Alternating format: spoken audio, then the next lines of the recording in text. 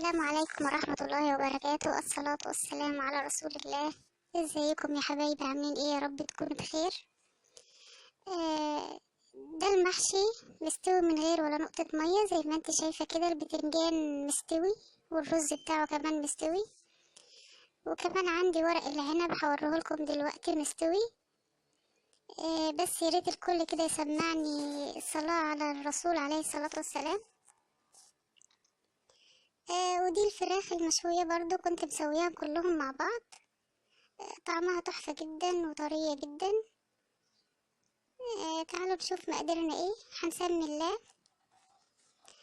دي فراخ متقطعة ومغسولة كويس.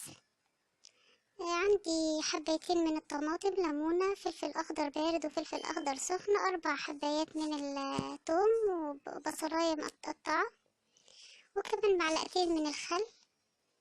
البهارات بتاعتي ملح، فلفل أسمر، بابريكا، بهارات نشويات، بصل بودر، توم بودر، وكمان كبيبة صيني. انا حبايبي هاخد الحاجات دي كلها مع بعض وهضربها في الخلاط زي ما انتوا شايفين كده. بس يا ريت تبقى تصفي الخلطة دي او تنعميها خالص، معلش انا كنت مستعجلة. انا ببيتها في الليلة في التلاجة، ببيتها قبلها بليلة من التلاجة، يعني قبل ما اشتغلها، او لو مستعجلة عليها خليها 3 ساعات. دي كان ورق عنب عندي يا جماعة، كان ورق عنب عندي، بس للأسف أنا مشترياه كده متقطع. ما كانش كويس، يعني هو نوعه مفرزن، كنت مشترياه مفرزن. بس هلفه برضو. كل واحدة طبعا عارفة طريقة اللف بتاعتها في ورق العنب. أنا بحبه صغير كده، ولما بتكون الورقة كبيرة معايا أنا بقطعها برضو نصين وبلفها بنفس اللف. اما خلطة المحشي دي يا بنات، انا كنت عاملاها قبل كده معاكم في القناة. انا هسيب لكم اللينك بتاعها في صندوق الوصف. الخلطة دي تحفة زي ما قلت لكم، دي بتنفع في جميع انواع المحشي. بتخلي المحشي تحفة خالص، طعمه تحفة، وكمان مع الطريقة الجديدة اللي انا عاملاها لكم النهاردة حلوة جدا جدا جدا، ومخلية طعم المحشي كمان حلو جدا. زي ما انتوا شايفين كده، انا خلصت كمية ورق العنب اللي كان عندي. انا زي ما قلت لك انا مشترياه مفرزن يعني متقطع. كان عندي بتنجان كمان وفلفل اخضر، انا حشيتهم، بس انا البتنجان زي ما انت شايفه كده انا بحشي 3/4 البتنجانه، يعني بسيب حته كده في الاخر، لان الرز بتاعي اصلا مش مستوي، فهيستوي وهيرفع معايا. دي بقى الصينيه اللي انا هرص فيها المحشي بتاعي. انا مقطعه فيها طماطم وبصل وبطاطس وفلفل اخضر سخن وبارد مع بعض، وقطع من الثوم كده زي ما انتوا شايفين. الرصة دي طبعا انا برشها كمان شوية من البهارات اللي انا عملت بيها الفراخ المشوية، يعني فلفل اسمر، ملح، كمون، اي حاجة عندك، اي بهارات عندك بترشيها عليها. زي ما انت شايفة كده انا برص ورق العنب جنب بعضه. يا ريت تاخدي بالك من الرصة دي. الرصة دي بقى بترصيها في اي نوع من انواع المحشي، سواء ورق العنب او الكرنب. بترصيه زي كده، بتخليها بقى صف عرض وصف طول، يعني بتعمليهم عكس عكاس مع بعض.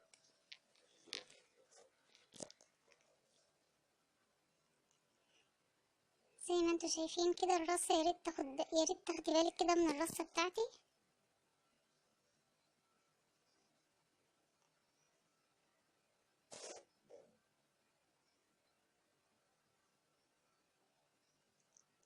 طريقة حلوة جدا جدا يا بنات، الطريقة دي يا ريت لو عندك عزومة اتكلي على الله بإذن الله واعمليها، هتنصفك جدا في العزومة بتاعتك. آه، اول رصة انا رصيتها بقطع عليها توم زي ما انتوا شايفين كده، ده توم مفصصاه بس انا مقطعاه شرايح، وكمان بديله عصرة من الليمون، بعصر عليه ليمون. الحركة دي انا بعملها في محشي ورق العنب بس. بقطع توم زي ما انتوا شايفين وبرص وبحط عليه ورق، بحط عليه ليمون اول صف. ده كده تاني صف يا بنات، انا عملته بالعكس زي ما انتوا شايفين، يعني واحد بالعرض والتاني بالطول. وبرضه اول ما هخلص الصف ده، اول ما هيخلص معايا برضه هديله شرايح من قطع الثوم، وكمان عصر من الليمون.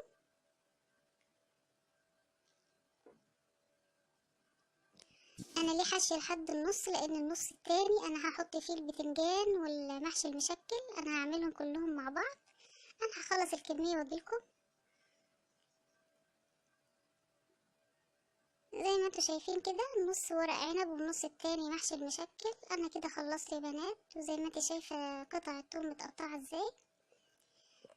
كده خلصت رصة الصينيه بتاعتي، وبحط عليها شويه من الزيت. الزيت بيخلي المحشي بتاعي بيلمع، وبيخليه حلو جدا وتحفه كده، ما بيلزقش في بعضه، بيخليه فك.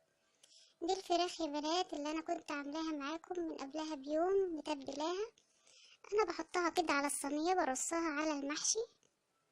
انا عايزه كل التتبيله وكل العصاره بتاعه الفراخ تنزل في المحشي كده، بتخلي طعم المحشي تحفه. وزي ما قلتلك هو مش مستوي بشوربه ولا بميه ولا باي حاجه خالص. زي ما انتوا شايفين كده، طريقه حلوه جدا.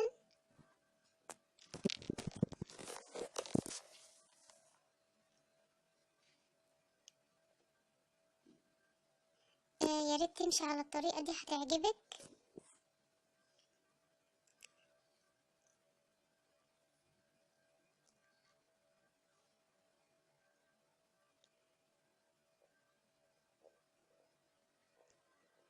اول ما اخلص رص الفراخ كله معايا، بنزل ببقية التتبيلة دي على الوش كده اهو، زي ما انتوا شايفين. بوزعها كويس على الفراخ.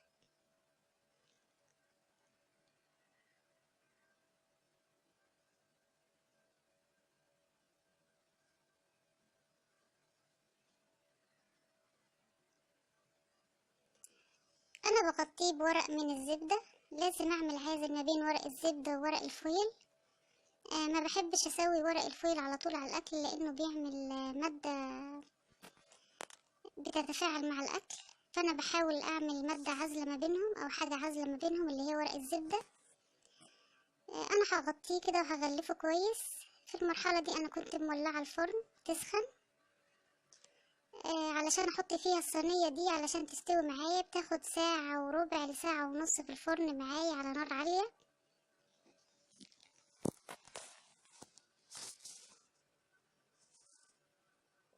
زي ما انتوا شايفين كده، هي فعلا استوت معايا. انا هخرجها، طلعتها من الفرن. ما شاء الله عليها، زي ما انت شايفة ما فيهاش، ما كنتش حاطة فيها مية ولا اي حاجة. وشفت البخار ده بقى هو اللي سوى معايا المحشي. مش عايزة اقولك طعم المحشي فظيع جدا بسبب العصارة اللي نزلت من الفراخ المشوية دي. انا هكشفها بقى وهديها وش في الفرن.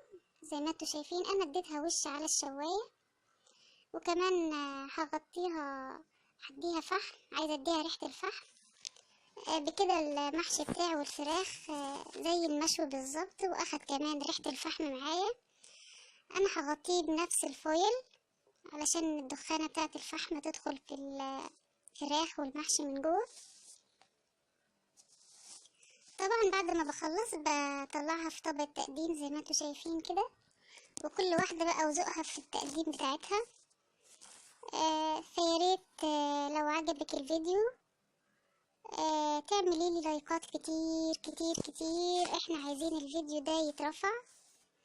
والله يا جماعة احنا فعلا بنتعب جدا في الفيديوهات، ربنا يعلم بينا. فياريت تدونا بس لايكات او ترفعوا لنا الفيديوهات بتاعتنا. وما تنسيش تعملي شير لاصحابك او لحبايبك. والسلام عليكم ورحمة الله وبركاته. باي باي أصحابي.